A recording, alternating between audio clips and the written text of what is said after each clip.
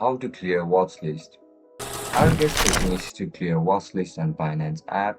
If that's so, then this video might help you out.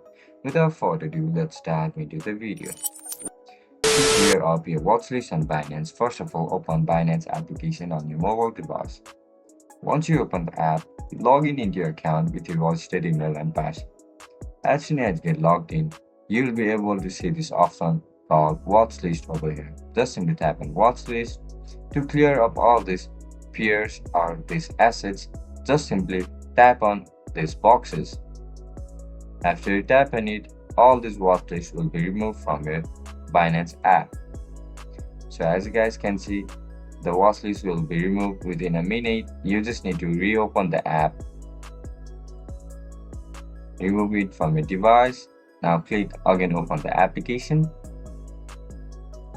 After you open the app, there will be no watchlist available. So as you guys can see, the watchlist is completely clear on our device. If you guys found this video helpful, don't forget to like, share and subscribe to our channel. I'll catch you up in the next one. Bye bye.